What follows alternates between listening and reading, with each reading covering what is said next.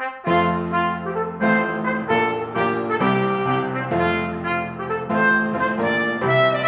and welcome to Politically Incorrect Knitters. My name is Anne Pinkava, joined as always by the lovely Deplorable Knitter. And today we are interviewing Maree Buscke from Skeinz.com. Thanks for joining us today, Maree. Hey, thank you for having me. We're very excited to talk to you. There's before we get into it, we just want to mention that we are sponsored by the fabulous Chicken Lady Fiber Arts, and she has some mini skein bouquets available for pre-order on her website. So make sure you check them out. You can use the code PIKJanuary20 for 20% off of your entire purchase. So make sure you check her out. All right. So, Maree, you have been dealing with the social justice warriors for a while, right? Yeah, but it's 3 years, almost, just over 3 years now. Yeah, and can you, I'm sure some of our viewers know what happened with you, but for the ones that haven't heard it, can you give us the condensed version of what you did to earn their wrath? And continue to earn their wrath. So the Cliff Note version for us is we're a yarn business down here, an online business and a bricks and mortar. And I had no idea about the social justice movement at all. I had a vague inkling of what I call people who are very politically correct, but in terms of what it was, in terms of an ideology or anything like that, I was like probably most normies. I had no idea.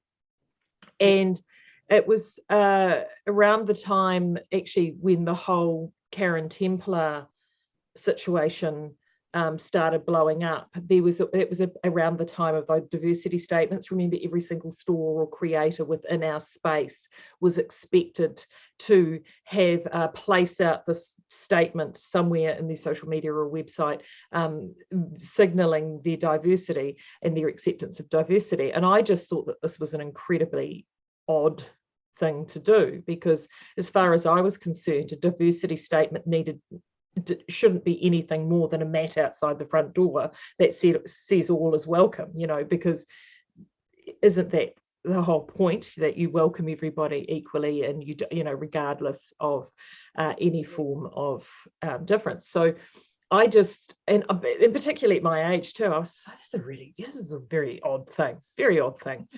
And so I just sort of kind of ignored it. I have an event as well as a high profile event as well as the store, and I just sort of thought, this is very odd. And I had people that I worked with through the event, other creators, who kept saying, no, actually, Maree, this is something that you should do. And I was like, well, why? So I kind of sort of pushed it away. And then as time wore on, the stuff with Karen happened very soon after. And then there was, in the UK, there was Kate Davies had quite a high profile cancelling up there. And in this part of the world, we were looking up to the Northern Hemisphere thinking, well, I was thinking, they've all gone crazy. Everyone's lost their marbles up there in Instaland. Wow, I don't know what that's all about. Gosh, the woman thought India was really unique and amazing. What's the big deal? I just didn't get it, because obviously I hadn't met Robin DiAngelo at that point. So I hasn't done the New Zealand tour yet. No, I have actually read that book. Truly, the most deplorable. That seriously 6 hours of my life I won't get back. So I went through and here comes the other dog now. I went through and thought, wow, this is all really quite crazy. But by this stage, we were starting to get an inkling of what was happening.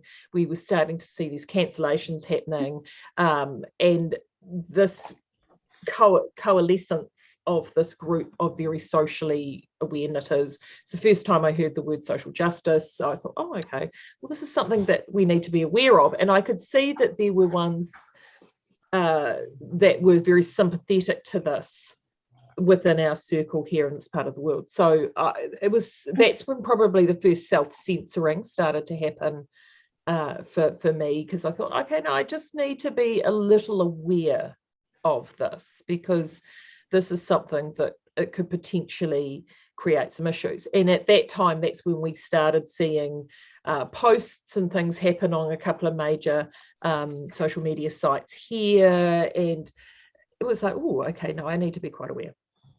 Then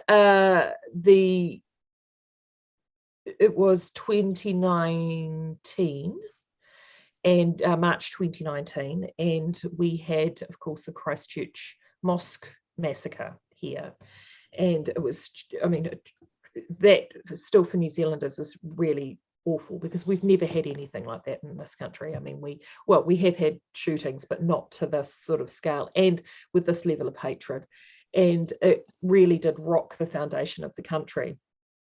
And as luck would have it, and by this stage, I'm very vigilant now on our social media, making sure that none of our participants, because a lot of our participants and people within our social media groups were, were mostly women of a certain age and a generation who are completely unaware of all of this stuff. Most of them are boomers.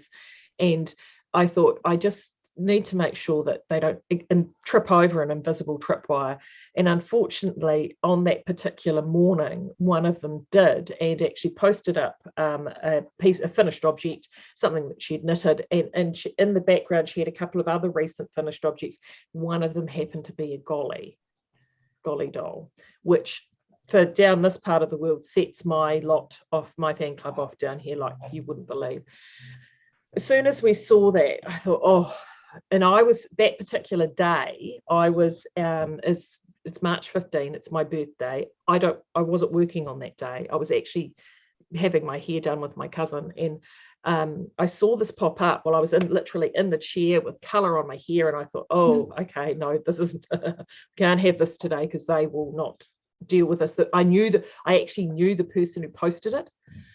And I know what she's a beautiful woman, beautiful person in her heart. And I thought, oh no, they will have no idea at the Pandora's box that they're opening. So I quickly whipped the post down, but I didn't get a chance to send her a note saying why I'd whipped the post down.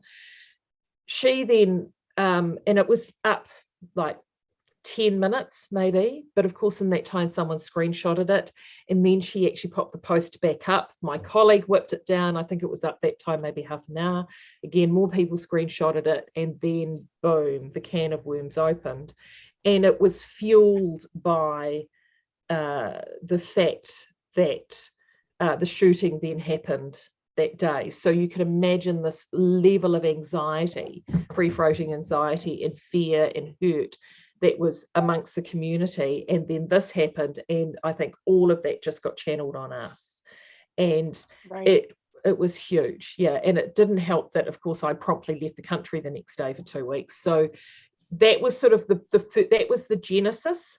And since then, I've literally been fighting fires and tampering things down to try and sort of stay on top of things. And I've gotten to a point now that after the interview I did with Unsafe Space, which really, I knew that once I did that, I was fully coming out saying to our community, I don't agree with this anymore. I've had it, actually. Right. I've had enough. It was my coming out. It was my saying to everybody, no, stop. This has got to stop. Not on our space. We're not tolerating this. And that actually was, at the time, terrifying. I mean, Carrie worked on me for a good 6 months to do the interview. And it was probably the best thing that we ever did, because I don't call it a cancelling. I call it a setting free. It set us free. It doesn't even bother us now. Like, as far as I'm concerned, they don't exist to us anymore. They don't follow us. They have no interest in us. I'm apparently told that every now and then I must do something that really annoys them, because they get a bit flary.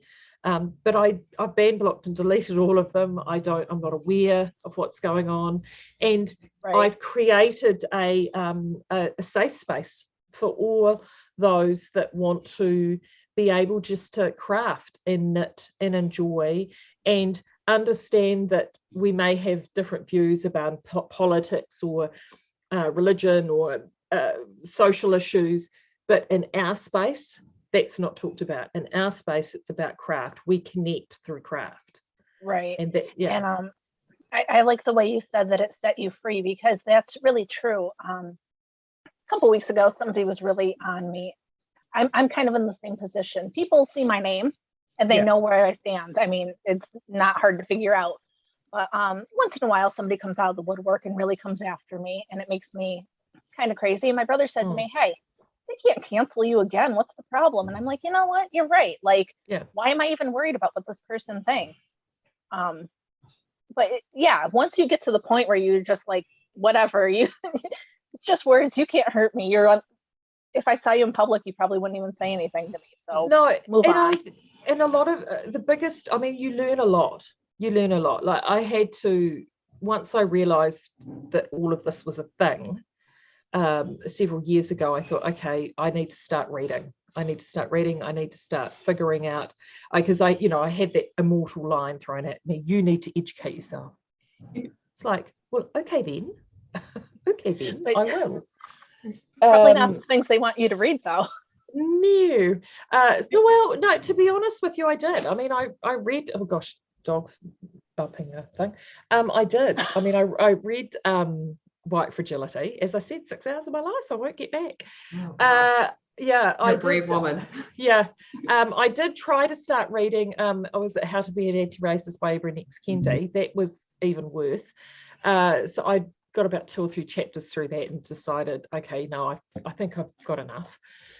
But I also spent a lot of time looking at the other side of things. It's like, okay, right, I get, you don't need to read a lot of that postmodernist literature to actually get the meat and potatoes of what they're about. I mean, it is literally the same fiddler playing a slightly different tune over and over again.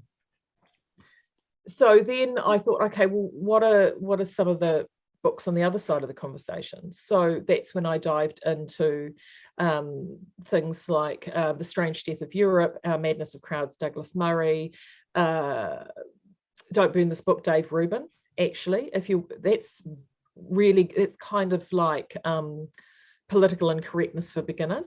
It's a really approachable book for people who, and it's not as wordy as Murray, but the one that I found really good, that just broke it all down. If this is what it is, this is what the ideology is, this is the foundations of the ideology, this is where it comes from, this is the motivations, with Cynical Theories from James Lindsay and Helen Pluckrose. So you've got to figure out what it is that you're dealing with, and then once you know what you're dealing with, then you can go on about it. And the biggest thing I find is ostensibly is you're dealing with a pack of spoilt toddlers throwing tantrums, and the best way to deal with a spoilt toddler throwing a tantrum is just ignore it and walk away. And that's what you do. A week or two I said the exact same thing. If my kids do that, I send them to their room, and when they can act like a person, they can come back out. These people, nobody did that for them. Nobody said, hey, that's not what we do. And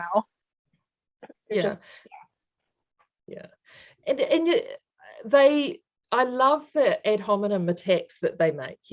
I mean, I've been called every ism and obic known to man or woman, or they them. Any variation there. Sorry, I'm just gonna. So I had a good friend of mine who shall remain nameless. I was talking to him yesterday, and he said to me, he goes, have you read the new About Us page on the Pom Pom magazine? And I went, no, I barely go on the web page for Pom Pom. He goes, read it. Let me know what you think. Oh, okay. So last night in bed, jumped on, had a look. Now, oh, wow. I mean, because the magazine, I mean, I've got several copies. I like the magazine. There's some lovely designs in there, but beautiful designs in there. And I never look at the magazine thinking, oh, isn't this so wonderful? There's an Asian model here and a black model here and a way. I couldn't. I mean, you could put it on a freaking dog and I wouldn't care. I'm looking at the designs, right? I buy a magazine like that, not to look at the diversity of the models. I buy a magazine like that to actually appreciate the designs and the work and the, and so forth. So I read the About Us section. And I was like, wow, when did the acronym for the intersectional groups get so long? I mean, they've got full-on punctuation in there now. I missed that. I mean, good grief. I didn't get the daily memo. No, it shows you. I looked at that and I thought, wow, that shows you how long I've been out of circulation for. I was completely unaware. And I was like, so far out, why don't you just say everything except white and straight and be done with it? It would be much faster. You know, I mean, pluses and numbers and punctuation. It's like, oh, how could any person, even if they were somebody who were being genuinely sincere, and they are out there, people, those really lovely, gentle, genuinely sincere people who work so hard not to offend anybody because they're just good people, and they see this and they think, I want to, you know, make sure that I approach this person, and, you know, from the LGBT community. I mean, imagine if there's 2 pluses there now. Imagine if you got called out and cancelled because you missed a plus. No, there has been a little bit of that if you don't put the, what is it, AAIP, and it's just like QIA.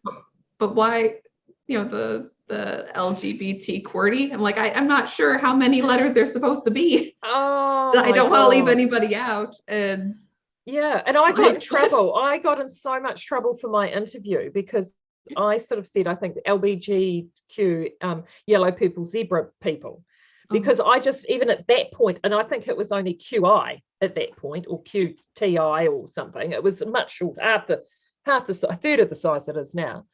Because at that point I thought, this is really ridiculous, because you're just adding all of these extra letters in.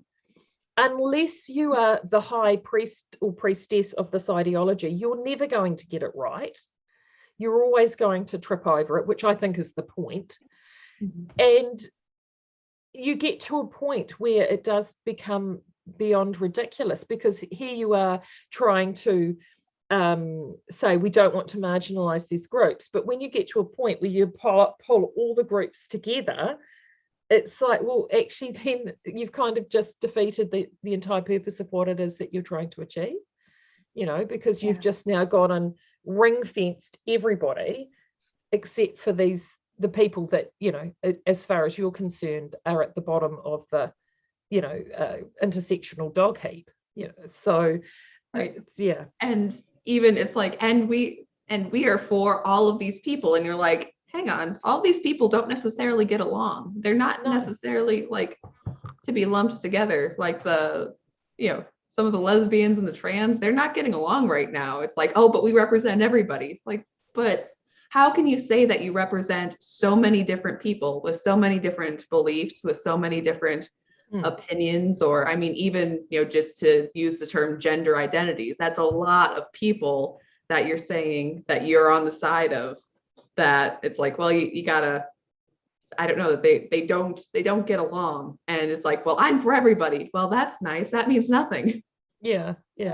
And I think that and what worries me is that you start to lose the humanity, because the humanity is what is important. What is important is that individual that is standing in front of you, the individual you're conversing with, the individual that you are taking time or breaking bread or spending some energy with. It's the humanity of that individual. How that individual is wrapped as a package is completely irrelevant, and should be completely irrelevant. And for them, that's again why I think that they're like toddlers. They're like toddlers on Christmas Day. It's all about the fucking wrapping. It's all about the present. It's all about the wrapping and how they're wrapped up.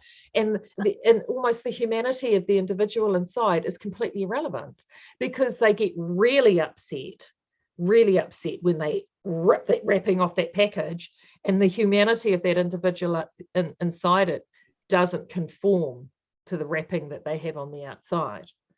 Man, they don't like that, you know. And you look at people like Africa Brooke in the UK, who I think is strong, courageous, erudite, she's thought about this, really deeply. She's seen both sides of the equation. She's like, actually, no, I'm not defined by the color of my sin. Why are you calling me a victim? I'm not a victim.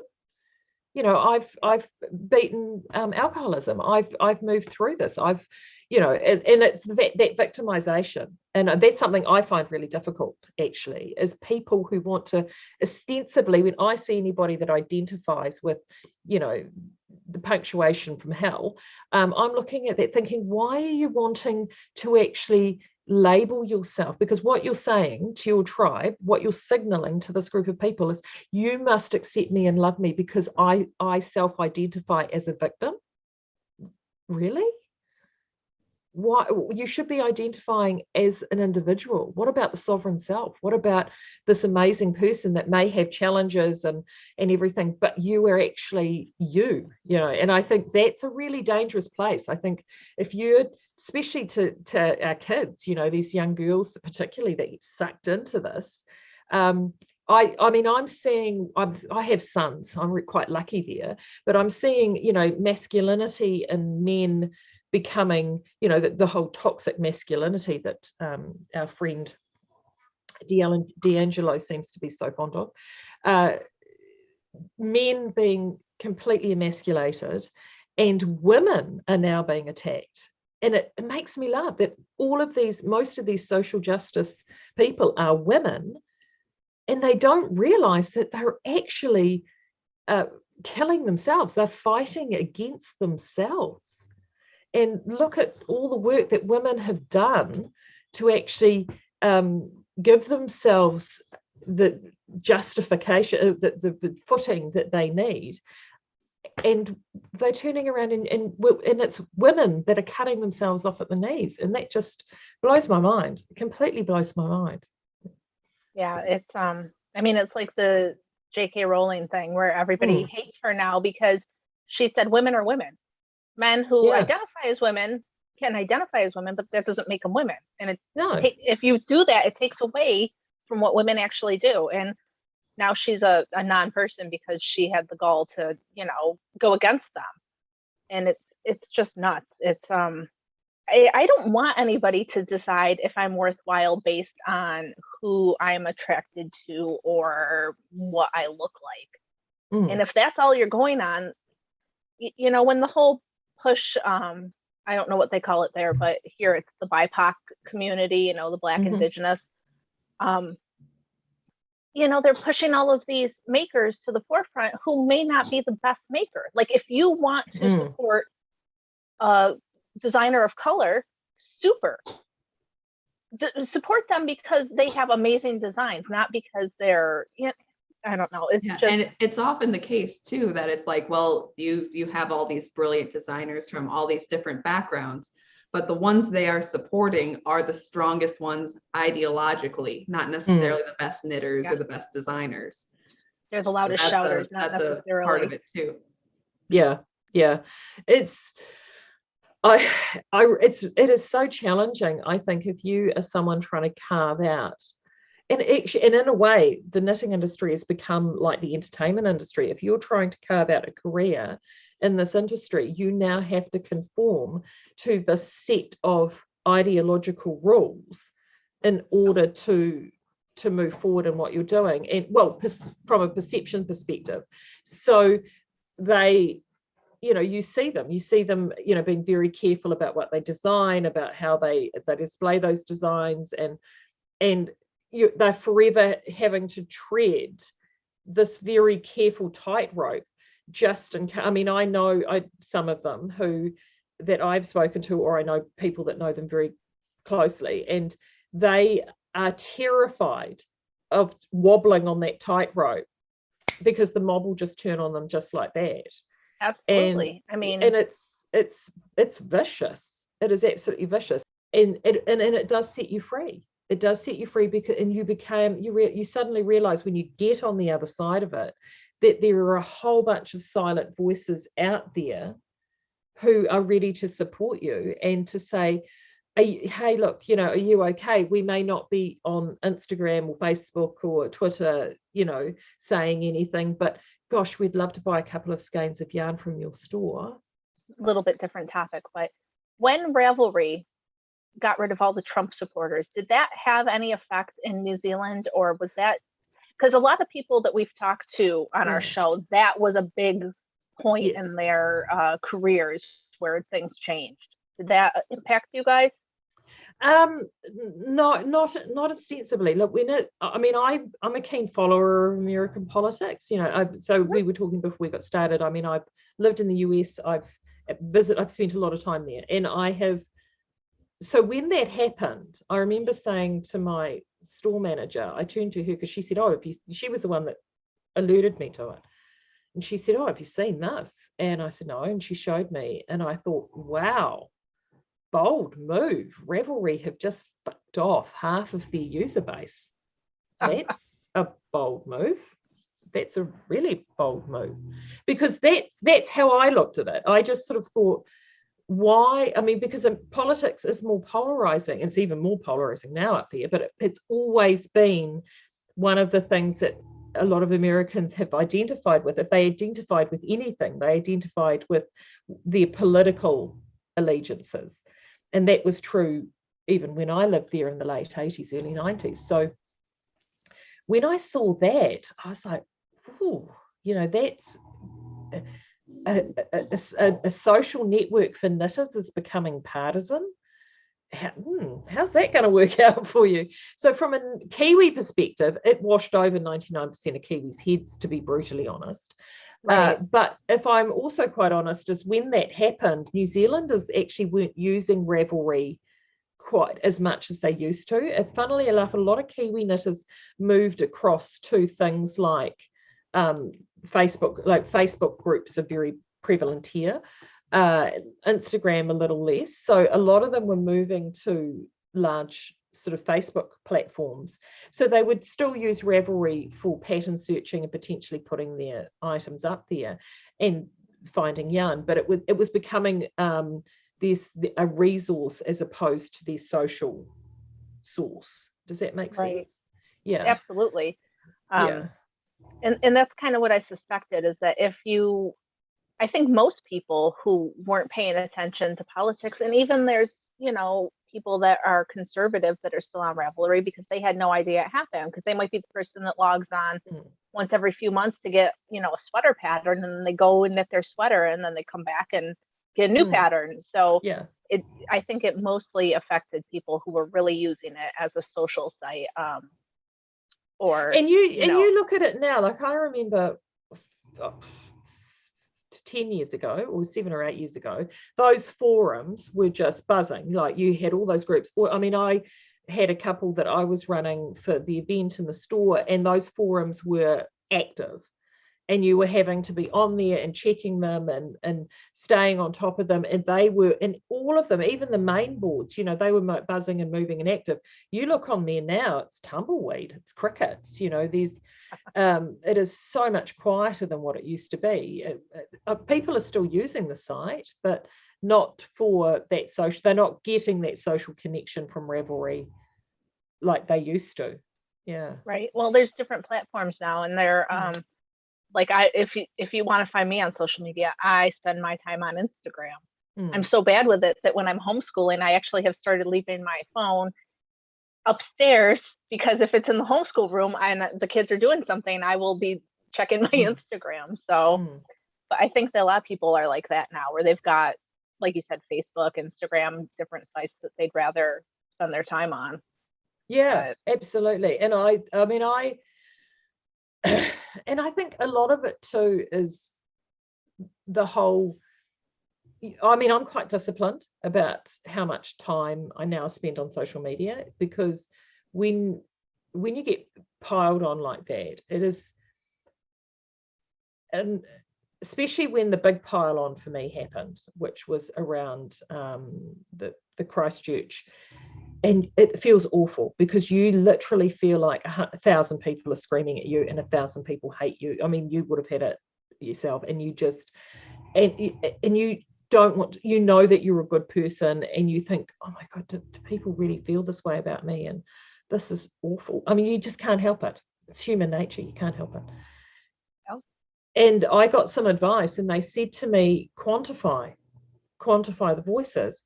And that's the thing with multiple platforms. When you've got multiple platforms, you've got voices that are representative across multiple platforms, and some voices are representative multiple times across multiple platforms. So Instagram being a great example. I mean, I've got like 5, I mean, I'm not on Instagram very often, but I've got 5 Instagram accounts purely for different entities, including the dogs. In fact, that's the one I'm on most often, is the dog one. It's where my priorities are. But I soon discovered that a lot of these really vicious voices were actually the same voice. So they were the same voice that would use a personal account and then a business account, or they would jump and say something. The same voice would say something on Instagram and then on Facebook in multiple groups. And so whilst it felt like that you were getting a tsunami of hate from a lot of people, once I actually distilled it down, I found that it was really only a dozen voices who were exceptionally vocal, with a few dozen hanger-ons.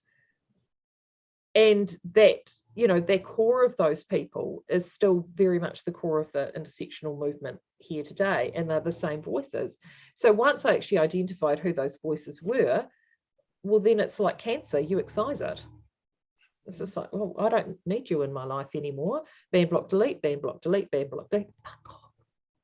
No. And then funny. I'm like you leave the phone in the other room. My phone is permanently on silent. So I don't respond to notifications. I will go in and I will check, which is why, unfortunately, people try to get hold of me via social media. I think, Anne, you had this problem. Sometimes it could be days. It's because I will just go in and check, because I don't have notifications come up to say that there's anything there. I actually have to physically go in and check, because if you don't, you just crippled by it. By the time you Instagram, Facebook, I don't do Twitter. I mean, that's a cesspit of, vile cesspit of scum and villainy. Don't go there. But Signal, Telegram, I have a life. I have children. I have businesses. I don't have time. You've got to be disciplined. Yeah. Yeah. So you have businesses. Mm-hmm. We have so many things we still have to talk about with you. So you don't worry about the time. I'm all good. But you've got Skeinz. Yeah. So that's a yarn shop, and yep. It's a brick and mortar, and it's online. Yeah. So you said you're not allowed to go anywhere. Are you allowed to go to your store? So Skeinz is so I'm part of a group. So there's a group that owns a spinning mill. That's how it started. I've been working for this group now for 16 years, sort of part-time, sort of in and out, obviously having my children during that time. And my husband and I bought into the business 6 years ago. Skeinz has been my baby. So I developed Skeinz, created it. And I run that. Yes, so New Zealand is, from a COVID perspective, we've probably had some of the harshest COVID measures internationally. The first lockdown, we locked down like everybody, but we went much harder than everyone, like literally house arrest type stuff. We currently are in what we call the traffic light system. We have so quirky and fun. Oh, I know. We have an exceptionally, to use American parlance, we have an exceptionally progressive Prime Minister. So she kind of think AOC, but with horsey teeth as opposed to crazy eyes. Yeah, so it's what you have to have one prominent feature for the caricature. Yeah. So I remember. I'm sorry. This is a little bit of a diversion, but I was a while ago talking with some people from New Zealand, and I was talking about gun rights, and they're just like, oh, gun rights, whatever, you Americans. And I'm like, no, this is really serious. And they're like, well, it's not really a big deal in New Zealand. I'm sure nothing will happen. And then Christchurch, and then everything, and it folded. And I'm like, holy crud. Like, y'all didn't see this coming at all. No, and like everything, this happened in Australia too. After the Port Arthur massacre in Australia, they clamped down on gun ownership. Now, to be brutally honest, we do not have a high amount of gun ownership in New Zealand. It isn't a thing. People that own firearms in this country are predominantly people that live in rural areas. There is like rural area, they're hunters. It's for practical reasons and farms. Urban dwellers are not going to have a Glock sitting in the bedside table. That's not a thing here, never has been. And I hope it never is. It's not who we are. However, there are gun enthusiasts, there are shooting clubs, there are people that enjoy firearms, but they're not people that are roaming around in an urban dwelling setting. So the rules came down to ban all semi-automatic weapons. The government literally came in and said they were all illegal. So if you own one that can shoot so many cartridges within a certain period of time, gone, you can't own it anymore. They had a buyback scheme, so you would surrender your weapons and the government would give you money for it, a token amount of money. It didn't go down well, as you can imagine. What has happened since the buyback scheme in New Zealand? We have had more shootings than we did prior, because what you now have is the people, of course, that didn't surrender the weapons would be the ones that you would want to surrender the weapons. Mm-hmm. Right, so they would never go law-abiding citizen who would just carry to defend themselves or others if something were to happen. Well, they no longer have a firearm. Yeah, and I mean, yeah, and that's exactly what's happening. And and of course, they're saying they're making New Zealanders give up these weapons. It wasn't even a New Zealander that committed that atrocity in Christchurch. He was an Australian who travelled over specifically for the purpose. So, they lose that little nugget in translation, but the rest of the country got punished for it. And I think it was a knee-jerk reaction from our Prime Minister, because I think she wanted to be seen as being decisive in that moment. But I think if there's going to be an epitaph of this administration, is, they meant well, but they survive on the law of unintended consequences. We are perpetually living in a state of butterfly effect from this government, because they will do something and the ripple effect of those actions are not what they intended. It's the law of unintended consequences, and it's right. It's and I think really right there, to live with. Yeah, I think right there is the key to a lot of progressives. I think a lot of the people who, want a diversity statement or want stricter gun laws or whatever, they have very good intentions. I really believe that a lot of them at their core are not bad people. They just they think that these things will make everything better, and then it doesn't, because, like you said, it's the law-abiding citizens who put things up, or it's never what they actually think is going to happen. That's the problem.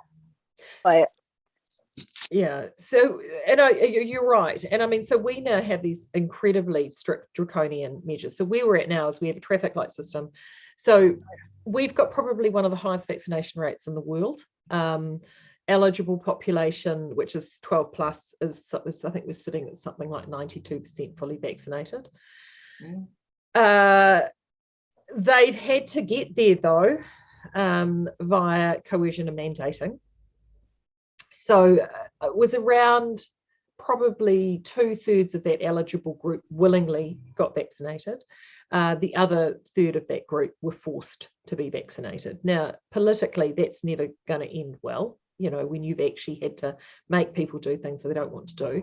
They have now just started mandating booster shots, and of course they're doing all of this across our holiday period. So you've got to remember, summertime here, not a lot of people are at work or as plugged in to stuff.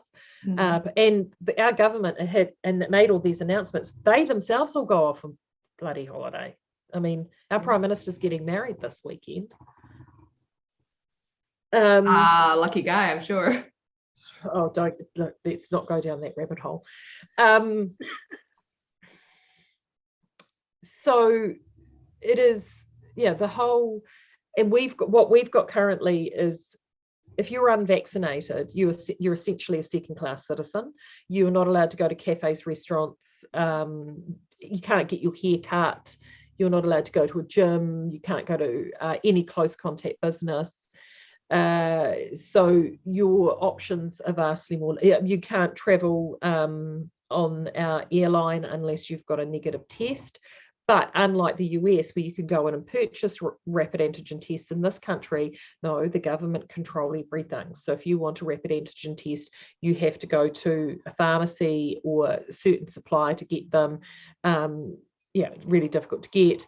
I think yesterday, I mean, we're getting daily case numbers here of a couple of dozen cases a day.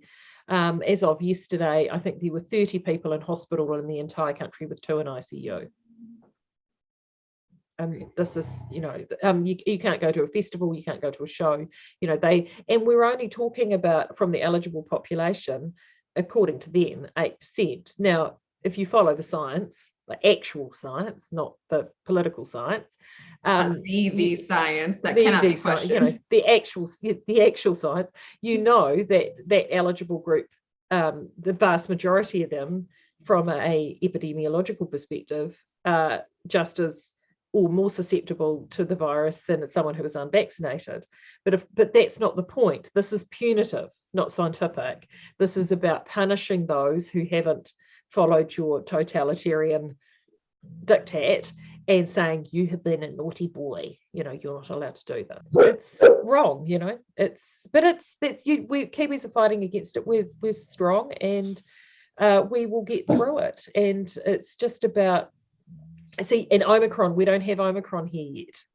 And I say no? It's coming through the border. So what's happening now is we're getting more cases at the border than we are within the community, because we have this high-walled garden. I mean, our borders have, for all intents and purposes, been closed for 2 years. So you have to go through, I think Canada still has this, you've got this very intense quarantine system. So they're catching Omicron at the border. It will break through. It will break through. They should let it break through, because it's, it is a much milder version. I mean, we've got Delta rolling, so it's a much milder version. But of course, no. They want to terrify everybody that, it's all about how contagious it is. And they can say, oh, but you can't say it's mild. There are still people. It will overwhelm our hospitals. I'm like, we weren't even overwhelmed with freaking Delta, for goodness sakes. Our hospitals are going to be overwhelmed because they're so poorly run under a socialised medical system. It doesn't matter what you throw at it, Like how they always say in England, protect the NHS. That's literally not the point of the hospital. No, to treat sick people. Yeah, and it's like, stop, stop punishing people, stop restricting their freedoms in order to protect something that you guys screwed up in the first place before all this even, not just this government, progressive governments from both sides previously, so it's, yeah. And then, of course, because of we rely on a lot of immigrant labor. And when I say, and I mean, I'm not talking walk across the Mexican border type labor, I'm talking highly skilled. So a lot of our medical workforce, a good chunk of it comes from overseas. Well, a lot of those left. I mean, a lot of them during COVID, they saw a mass exodus of doctors. A lot of doctors have chosen to go back to South Africa because they're actually saying South Africa's a better bet right now than New Zealand. Now they're saying something. So and I think there was something like 3 or 4 dozen South African doctors that just left. I mean, we've got South African medical friends who are just, who are seriously considering their options right now. So yeah, it's but according to the mainstream media, Jacinda should be canonized, and everything is fabulous down here. Yeah, no. Wow. Best place to be locked down ever. Yeah. But so since you're not vaccinated, where can you go? Can you go to the grocery store? Yeah. Oh, yeah. Okay. And actually, I mean, my life is so dull. You know, I work, I have home, I've got kids. I love to cook, so I've got certain grocery stores and places I like to go. All of those places are fine. Actually, the one place that upsets me that they've applied their own restriction on, for me not being vaccinated, that I can't go, is the vet clinic. That's the one that bakes my noodle. Because I have to sort of drop my pet at the door and they take it in, treat them, and then come out. Now, and I've actually had words with them about that, because they don't need to do that. They've chosen to do that. And I'm saying, well, this is ridiculous. You don't need to do this. You're able to, you know, social distance or whatever it is that you need to do. I think they've done it because they think that's what their clients want. And some probably do. I mean, there's a level of fear and anxiety here that the media has, you know, worked very hard to apply to people. But yeah, no, the vet is the one that actually annoys me the most. But most retail actually have seen the writing on the wall and gone, things were hard enough before all of this. We're not. The government left it up to individual businesses to decide whether or not they would exclude non-vaccinated people or not, and they chose the vast majority of them have actually chosen not to discriminate, which has actually been really pretty encouraging. We definitely don't, so it's really mostly hospitality and concerts, and there was a huge promotion here. They called it 2 shots for summer, and they said you've got to have your 2 shots for summer if you want to go to summer festivals. 2 shots for summer is really important. 2 shots, 2 shots, 2 shots. And then all the summer festivals rolled round, and concerts, with the exception of a small handful, nearly every single one of them has been cancelled. Wow. There's a lot of very annoyed people. Yeah, I bet. very annoyed. So what about masks? Are you guys required to wear masks when you're out and about? It is advised, or the great she, Jacinda, advises people that they wear masks all the time, but no, it's only required in indoor public settings. So this is the stupidity, right? So in our store, you're required to wear a mask in the store, but as employees, we're not in our warehouse. So you go through the door from our store into our warehouse, we're not required to wear masks there. The masks are only there as a tool to remind people that they're in charge. I mean, that's my view on it. We do talk about performative. That is the outward show. Yeah, so we do have a mask exemption here. It is actually relatively straightforward to get one. I got one right back at the beginning when they first brought masks out. I'm claustrophobic, so wearing anything over my nose and mouth. I mean, when I heard that they were talking about bringing in mask mandates, I literally broke down and cried. I just was I broke out in a sweat. That just terrified me so much.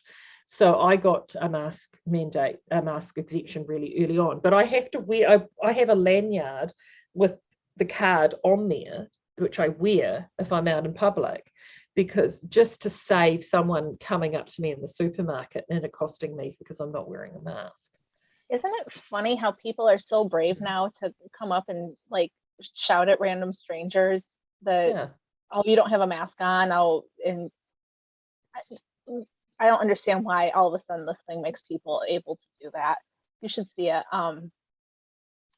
Here in New York, our governor has put out a mandate, but the county I live in has said we're not going to enforce the mandate. So I'm running around without a mask on because I don't have to wear one. Nobody's going to give me trouble. But you should see the looks I get from people when I go into a store, or when, I mean, I was in a liquor store and the guy was like, oh no, you can't, next time you come in, wear your mask. Guess what? I'm not gonna, so good luck. But everybody is just so scared, and they're like, oh, just comply and it'll be over. No, that's what we said 2 years ago, and look at where we are. Stop. Like, sorry, But anyway, No, I was talking, and I live in a place without mask mandates. Woohoo.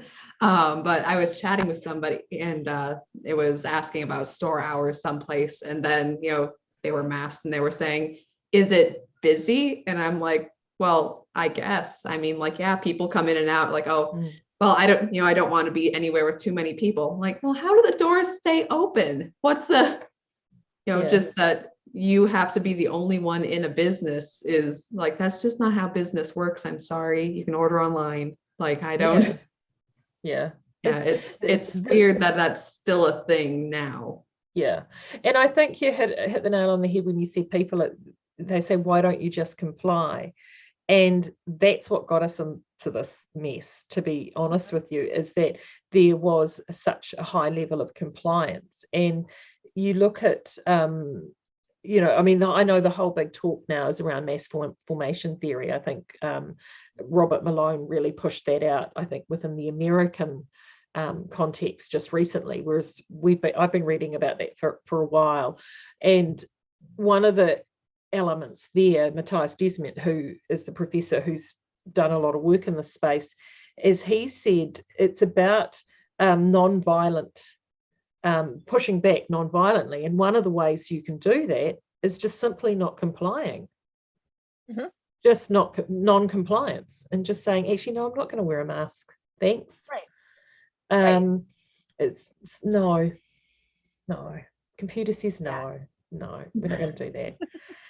So it's about taking back what's been taken from you. Like people saying, wouldn't it just be so much easier to get vaccinated and you can get your freedom back? And I'm like, think about what you've just said. And especially, you said 2 shots for summer. Oh, wow, I got to get my 2 shots if I want to go anywhere. Everything's canceled anyways. Well, I better get my booster. Yeah, well, see, that's with the booster. In the animal farm world that we're living in down here, I call it Aotearoa Farm, which is the Māori word for New Zealand. We, in the animal farm parody that we have going on, the media sheep are running around and it's 2 shots good, 3 shots better, and they're all trying to get everybody. Then they're saying, get boosted because Omicron is coming, you've got to get boosted. Even the CEO of Pfizer has said that, the current shots are largely irrelevant against Omicron. It's been shown everywhere else where Omicron is rampant that if you've got three shots of an mRNA vaccine, you're actually more likely to catch Omicron. Oh, yes, but, they won't pay any attention to that down here. But like Anne says, don't believe your eyes, believe what I'm telling you, right, Anne? Exactly. Yeah. But it happens all the time, and that people are still repeating the same thing over and over again. It's like, oh, but you can't get COVID if you have the vaccination. Like, no, Not true. Nowhere. And you're talking about New Zealand being one of the most vaccinated places on earth. But like in Ireland and I think the island of Gibraltar is 99.9% whatever, and COVID just swept right through it. It's like, oh, but it would have been so much worse if I hadn't had the vaccination. Like, no, look, I had COVID, was unvaccinated, and I know it's rougher for some people, but that like actually getting COVID was what finally was the final nail for being afraid of COVID. I'm like, oh, wow, this is just underwhelming. This is what we shut everything down for. This is pathetic. I can't believe it. I have friends that 3 out of the 4 of them, their youngest kid does not have COVID, but the other 3 do. And I was texting to see if they needed anything, make sure they weren't too sick. And actually, my friend was like, well, how about you? You have shingles. I think you're sicker than we are. And I'm like, geez, like, isn't that insane that they got this thing everybody's scared of? And she's more worried about, like, oh, are you feeling okay? Yeah. There's something wrong here. It's shown that it does affect some people really badly. And there are very clear comorbidities now of what they are, so if you're obese, and So, I mean, I've even, been getting out on a bike and doing it because I'm thinking, oh, this old fat fart, she catches it. It's a risk factor. Diabetes, that's a big one. Insulin resistance, I think, is another one that comes in there. So there are very clear comorbidities. And like now, one of the media here really making a big deal about there has now been a child or children that have died from either Delta or Omicron. And there was one in Australia, and I think they were 3. And when they actually released information, they put a picture up of this child. It's tragic. It is utterly tragic. Any parent losing a child is tragic. This child would have probably died with everyday bog standard influenza. It was a child that had very complex health issues, that was going to be at risk from anything, as well as COVID. And I think that's been shown with a lot of the data in the US. It's children that are already at extremely high risk. So COVID is just one of a multitude of things that could possibly kill them. And it's the fear that is generated, and it's the fear that really, and I think there's two groups that are genuinely fearful of COVID, like genuinely fearful. They saw that stuff come out of Italy. They've seen the pictures of all the ventilators. They think that if they catch COVID, that is them, without realizing that that's a 1 in 1,000 chance that that's going to be them. So there's that level of fear there. And then you've got the ones that are really angry and really upset if you're not vaccinated because you're stopping them getting their freedoms back. It's because of you the borders are closed. It's because of you that there's the restrictions. It's like, no, it's those idiots that are making the decisions. It's got nothing to do with me. Right. And it's not realizing if you don't do what they say, then they'll take more freedoms that was not theirs to take to begin with.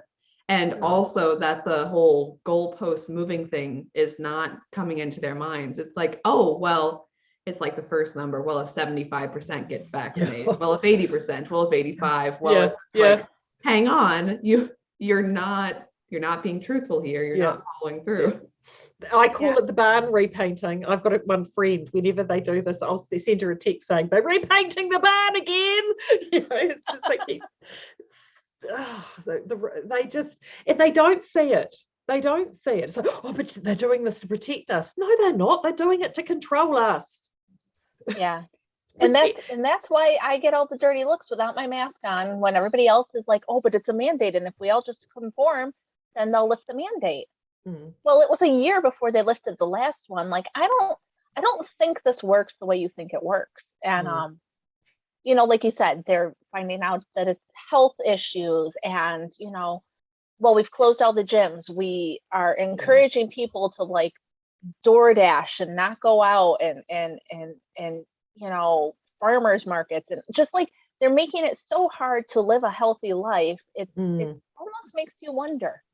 Isn't that funny? I'm glad you brought up health, because it's like health itself has become a dirty word. One of the things here that blows my mind, is at the moment, because they're trying to get people boosted, right? And they're also trying to catch those last few people that are unvaccinated. If this were about compliance, we would not be locked down. With a 92% double jab rate for the eligible population, we wouldn't be locked down with a jab rate like that. You just wouldn't. So that this is about control. They are now bribing people to go in to get boosters with $20 KFC vouchers. If this was about health, they never talk about health. They never talk about, eating fresh foods and getting out and about. And, why are they closing gyms? Why are they making, if they're that concerned, if they're saying, we have this traffic light system, we have put these restrictions on you because you're unvaccinated, this is for your health, why are you stopping us going to the gym? Right. And part of it's ridiculous too, that, you have vaccine, and vaccine equals health. And that's the only way to quantify it. There's no other way to quantify it. Well, and also because mandating people to be healthy is ridiculous in itself. Yeah. Like, yeah. I don't know. It's a lot of nonsense because some people have seen internet posts about like, well, why don't we mandate exercise and everything and healthy eating? And I'm like, A, mandate nothing, but B, because it's difficult and people would say no. And right. If you said, hey, you have to walk 3 miles every day, like people would just be like, I'm not doing that. And be like, well, I physically can't. Story. Yeah, I can't do that. I don't have the time. I physically can't walk 3 miles in a day. So I don't want to. Some people's, I'd rather hang out on Instagram. I mean, some days that's how I feel. Right. But and isn't it funny when you can bring it all back round to what the space that we choose to be in, the craft space, is, funnily enough, during all of this, craft has actually become incredibly strong, right? I mean, we've all seen this moving back to things like craft, like cooking, and all of those sorts of elements. And I think it's because those are things that A, that we can control, B, that we can do, and they, from a mental health perspective, they make people feel better. And I know that when I look at Skeinz and I look at our spaces with Skeinz, I work so hard at keeping those spaces COVID free. There's no talk about COVID, none. Everything that I've talked about here, like my fan club, if they were ever to watch this, and someone might obviously decide they want to, but if they do, they will be up in arms and jump up and down, and I will be back to the nasty person that they believe that I am. But for our spaces, I keep all of those spaces politics free, COVID free, vaccine free. They are no-go discussions in all of those areas, because those are spaces where, regardless of where you sit on the spectrum, and I've got people in those spaces that are utterly terrified of COVID, absolutely terrified of it. And you know what? You can come into that space, you can leave that fear over there, and you can sit in this little digital space with us and share your work and just rejoice in the other work and what people are doing, and have 5 minutes respite from your fear. And that is, and we're not going to minimize your fear, we're not going to feed your fear. You can just pop it in the other room for a little bit and give yourself a break. And I think they respect that and they cherish that. And I will never, I'm gobby. If people that know me well know that I'm really opinionated, but if you've watched, I think, Anne, you were saying you watched some of my Skeinz podcasts, I never bring any of that to the diaries ever. Right. Never will. I'll never have interviews that will be, even when I've interviewed people that have who have very differing views, we never talk about that, because that's not what that space is for. That space is to actually give people that sanctuary from all of this. And that's what knitting and craft is for many people. It is a sanctuary. And I think it's really important that we keep it that way. These ones that wanted to bring politics into knitting all those years ago, fuck off. If that's what you want to do, you do it in your own little space and leave us alone. But don't demonize us for it either. That's right. And I think that's the beauty. To talk, we are an obviously political knitting show, so that's kind of us too. And you talk about not having politics and craft, and because we're obviously political, and I would say that it, with Ravelry in particular, it's they who brought the politics in and not necessarily us. And the response is naturally political. Okay. I brought them in before we got kicked off, but yeah. But for most it was just about crafting. Right. Well, there's political patterns from both sides. I was just going to say there's hat designs, and there was a hat that got you into trouble, wasn't it? Was it a hat or a scarf? What really got me kicked off was my Trump 2020 Keep America Great design, because they said it was offensive it was a cowl. It's a cowl, that's right, yeah. But I had a couple hats that got me a couple of strikes before that. But dude, the only reason I started doing it is because they had like all the F Trump stuff. And I was like, if they're going to put that out, then I will put out these other patterns that are on the other side. It made sense to me. Apparently not to everybody though. But anyway. Yeah. Right. No, but and I'm sorry, I didn't mean to. No, that's okay. But it is such a polarized crafting world right now that I mean our kind of personal angle on it is less. I mean, you say that, you know, you don't talk about politics or COVID or anything, and our angle is more on that less of a subject block and more of a, hey, play well with others, don't be disruptive. And that we're in such a polarized place right now that even with that, some people will kind of take their toys and leave. Because if I say, okay, I have this opinion about masks, and that it's sort of assumed that because I have this opinion on masks, if your opinion is totally different on masks, then obviously, I'm sorry, we can't be friends. I have to leave now. Yeah. And I'm like, well, you can disagree with me and we can sit down together and we can disagree. And then we can decide not to talk about it when we're in the same room together. And that's fine. I mean, we can do that and move around that, but that it is such a sharp contention between people right now that any mention of politics or, like you said, COVID or all of these other hot topic issues, that it's very, very difficult to just, hey, I have my beliefs and I don't expect you'll agree with me in everything, and we can just sit and knit together, is a very difficult thing right now. It's the art of discourse has been lost. It has been lost. And it is because, I mean, I'm exceptionally gobby and opinionated, and I love to get into a debate with people. I actually had this just recently. I had it was the end of November, and I was and it was actually it was the last event that I could go to before I got shut out of the world. And it was one that I go to every year. And I ended up sitting down. I was actually there on my own. My husband didn't come in. I was sitting down it was a wine event, and chatting to a lawyer who I kind of know but don't know. And we got talking, and he bounces actually, he lives between Los Angeles and New Zealand. And we got talking about the COVID stuff, and he's right into it, like he's pro-mask, pro-vaccine, pro. He's just, he's very much on the, why isn't everybody complying? If everyone will just hurry up and go out and do what they're told, everything will get, we could get on with things. He's very much in that camp. And obviously I'm not. And we sat down for an hour and had what I would call a really good, robust discourse about it. And we were bouncing stuff backwards and forwards.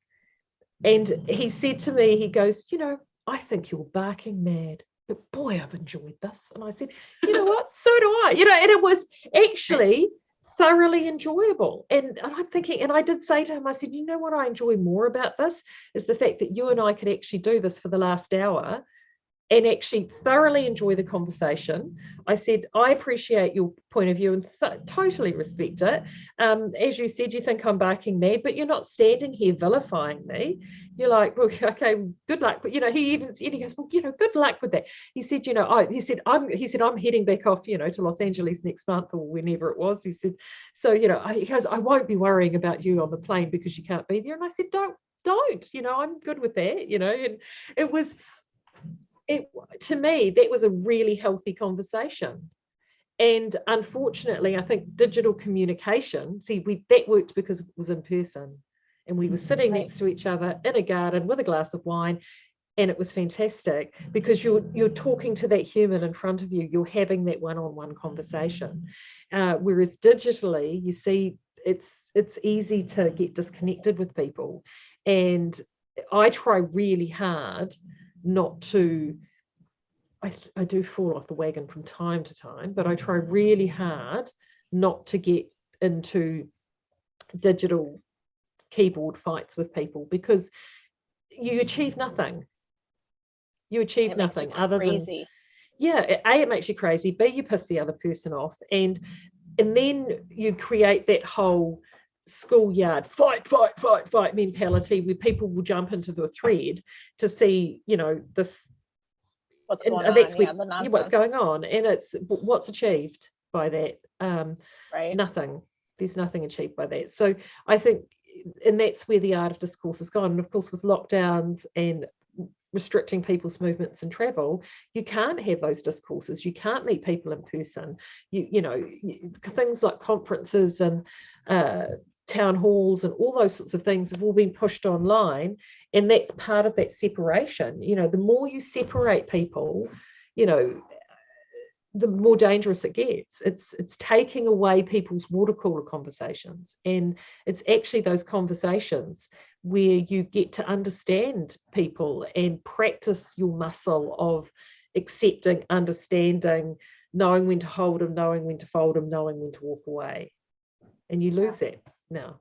So I think that's one thing that's really been lost in this digital era, because it's so easy to be right and stand on your soapbox and tell the other person just how horrible they are.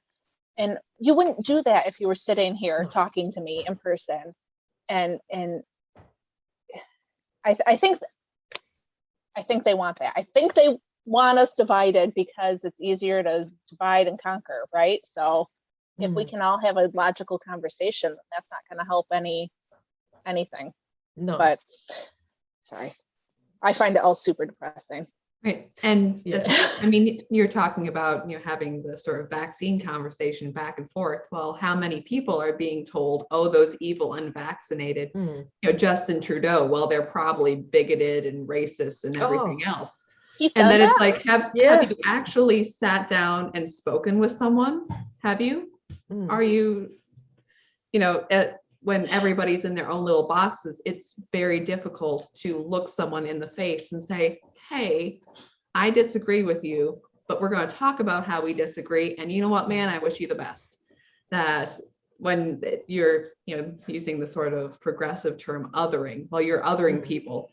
Well, you're othering people who disagree with you. And again, back to Ravelry's statement that, Trump support is de facto white supremacy. All the Trump supporters are shocked. I mean, Trump himself, like, no, not a white supremacist.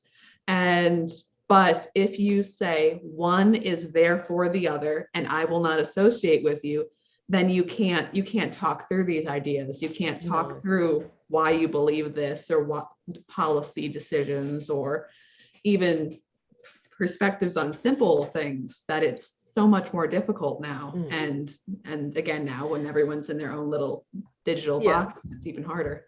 And it's also the tolerance for the ridiculous is gone. So I mean, a headline I saw a few months back was when the gubernatorial race in California was going on, and there was a headline saying that Larry Elder was the new face of white supremacy. It's like, damn, bitch, are you blind? Dude's black. The woman that wrote it. It was just, it's like, if you're so focused on that, on the ideology, when something, to actually publish something that ridiculous, and think that you're being cutting edge and, you're really getting to the heart of the issue. I'm thinking, wow, how far have we fallen if that's the sort of headline that one of the major newspapers in the country is going to run? Is that what you really believe? Wow. Well, I think we've also gotten to the point in our society where words don't really have meaning anymore. If you go around telling everybody you meet that doesn't agree with you that they're racist and that they're a transphobe does it really mean anything after a while? Yeah. You've talked to me for 4 seconds on the internet and you've decided all these things about me. I can't take you seriously. You call Larry Elder a white supremacist. I can't. That doesn't mean anything. It can't mean anything.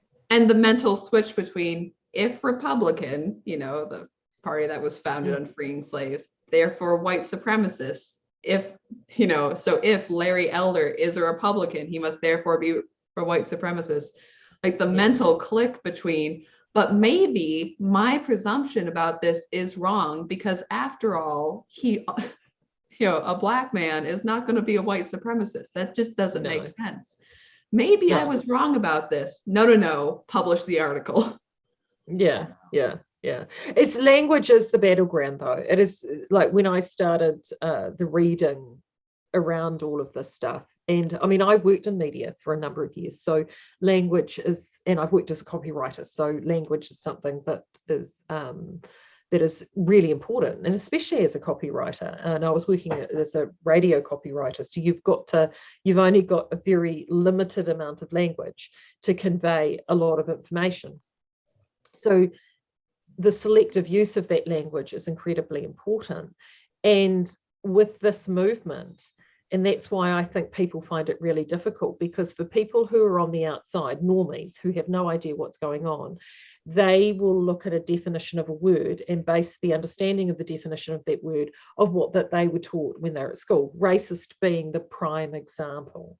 Mm-hmm. So if you talk to 99% of people, they will still say if the word racist means that this is somebody who is going to denigrate or offend or downplay somebody because of their race or their nationality or the race of their skin, color of their skin. They're not seeing the whole what is it now? Proof against power against something. What the new definition is, I can't remember. I mean, it's just horseshit, really. So that's to their mind. It is actually about race. When we know that in the new intersectional woke world that we live in, no, it's not about race, it's about power. And so it's those definitions change, but not everyone gets the memo. The only people that get the memo are the ones that are in the cult, who have got, hence the long acronyms, and they change language, they manipulate it.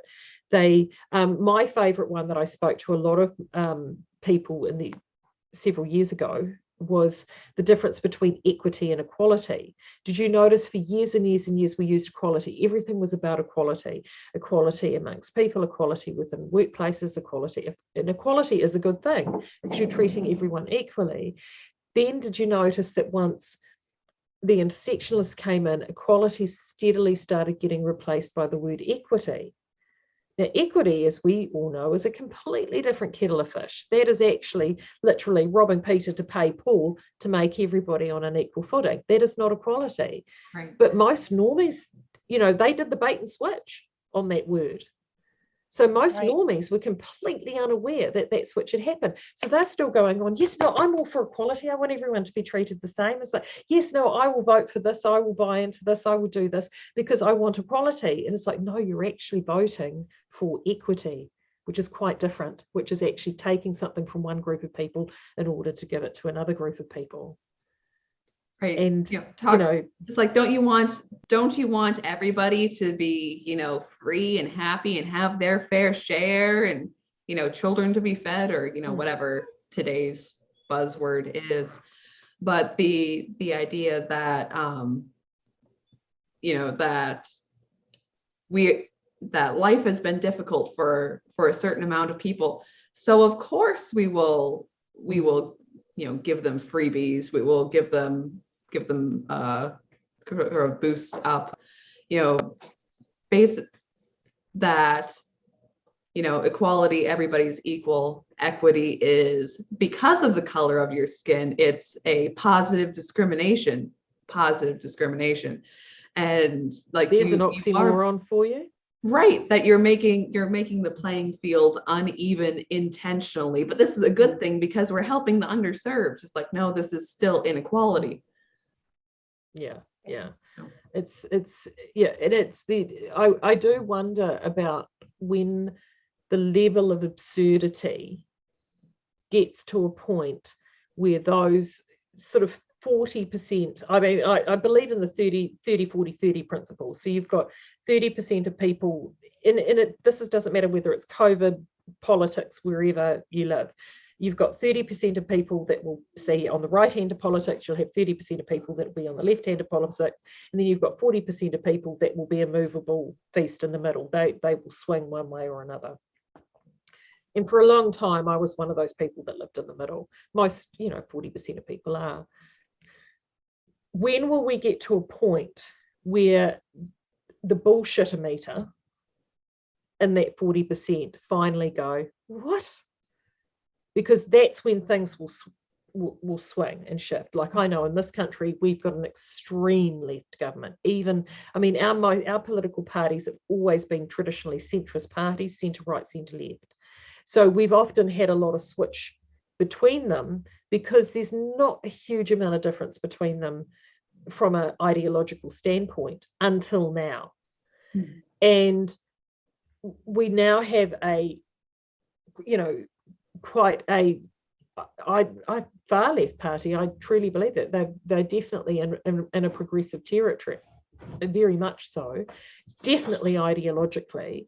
And a lot of their core base now are starting to get really, they are now sort of starting to twig and wake up, saying, well, hold on a minute, this isn't the party that I've always supported. This isn't the party that has always been for the working class. It has always been for the unions. It's always, in our Labour Party is very much like the Democratic Party. It is becoming the party of the white urban elite.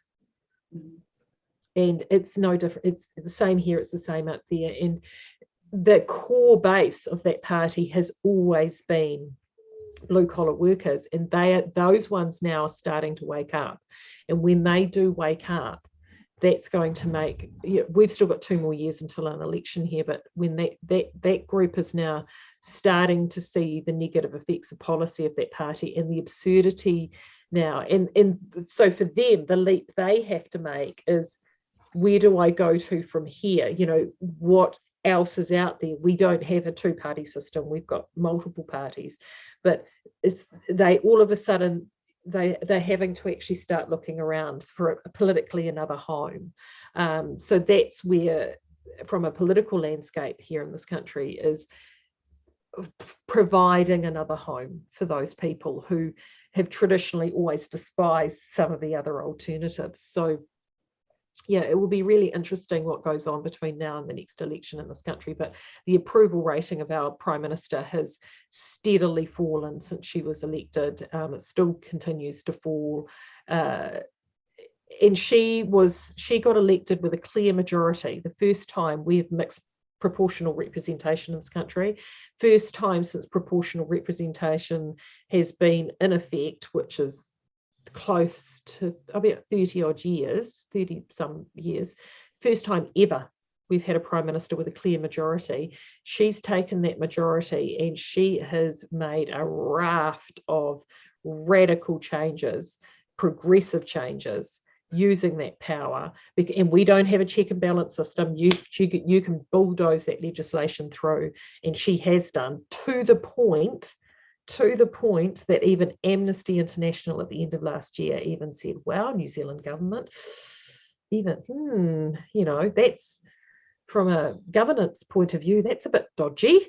And actually Kiwis are starting to sort of shake themselves awake a little bit and go, oh, when did this change happen? Oh no, that change happened under urgency during the last COVID lockdown.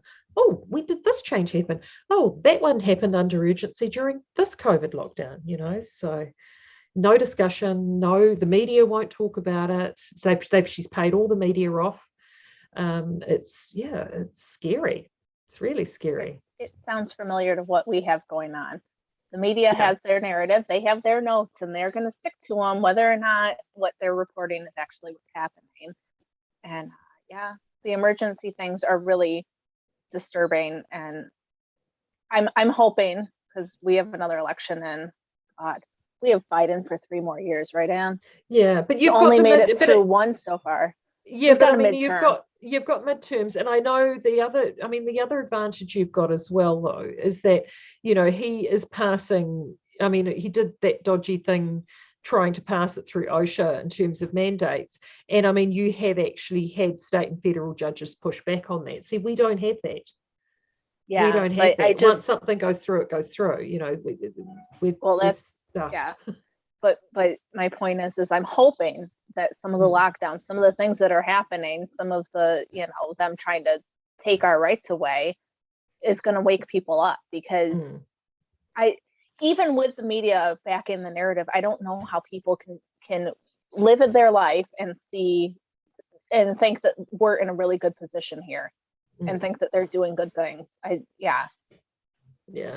But I saw an interesting set of poll numbers recently with American news media. This is televised media, and it was really interesting to see like the top 5 shows were, I think Joe Rogan was number 1 by a country mile in terms of people that he reached, and then it sort of was a number of, I think, Fox shows, and I mean when you actually look, you go down and it was like CNN, and people they're not watching, you know, I mean the people that they are talking to are the most indoctrinated and engaged with that message. I think people are starting to look elsewhere. I think it's also about having those people that are looking elsewhere to exercise their voice, you know, to have those conversations, or to go to the ballot box and make sure that they vote in even the most basic elections, you know, school boards and sheriff, and you know, all of those lower.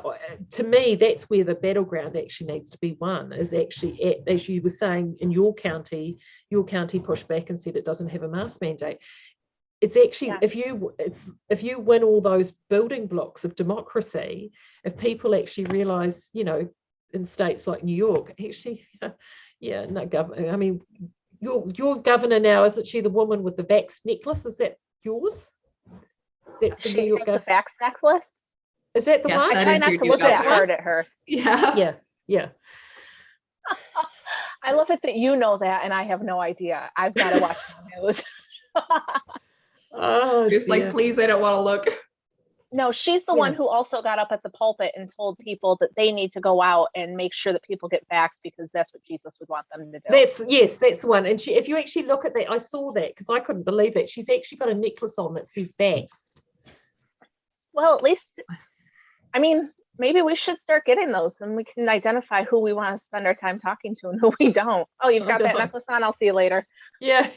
I know, it's crazy. No, she's the worst, and it's hard to beat how bad Andrew Cuomo was, and then we got her, and I went, oh my God, I want Cuomo back. Like, that's how bad it is. It's bad. Yeah. Oh man. I'm very much on a single conversation is a very powerful thing. Yep. Be courageous. Have the conversations. Oh, I know. I'm just kidding about not actually talking to people. No, but you know what I mean. It's courage. Courage is there's a great quote from Winston Churchill. It's fear is a reaction, courage is a decision.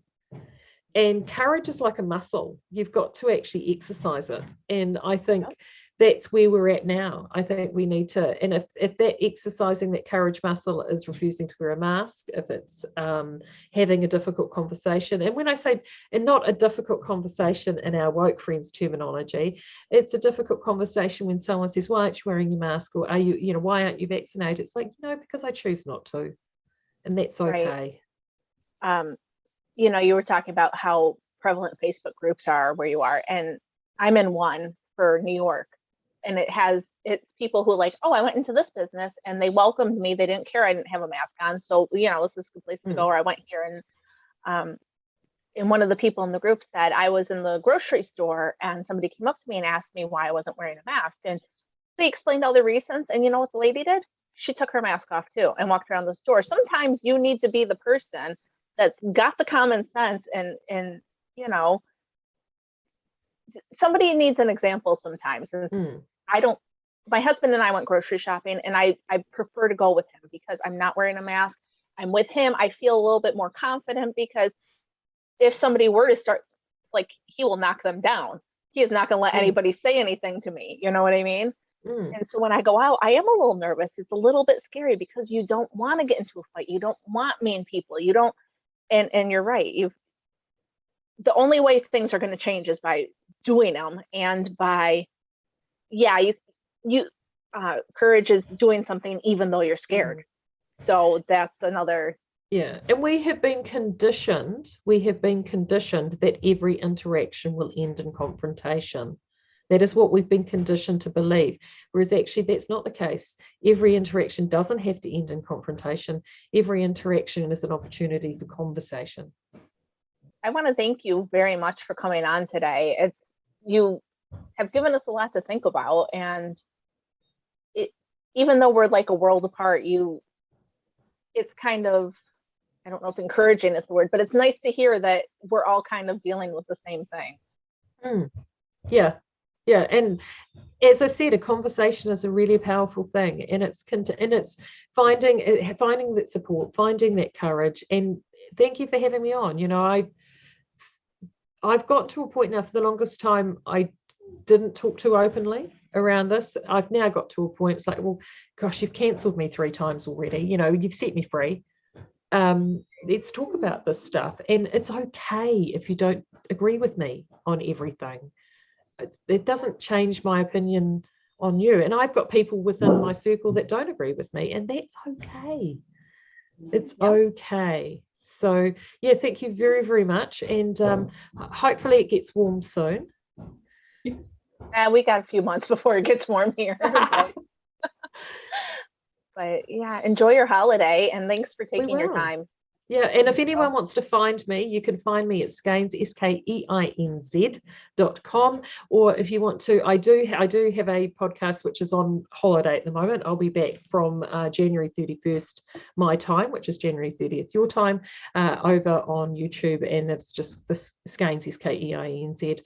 There's a channel over there, so feel free to subscribe over there. I generally chat live twice a week. So yeah, love to see you. And to check out your wonderful milled in New Zealand yarn collection too. Definitely. And we ship to the US using DHL. So generally, I can get stuff up to the US once it leaves us. It usually is up to you within 5 working days. So it's pretty quick. Wow, awesome. Nice. That sounds great. Well, thank you very much, and enjoy your day. And hopefully we can do this again. Yeah, definitely. Love it. All right. Thank you. Bye.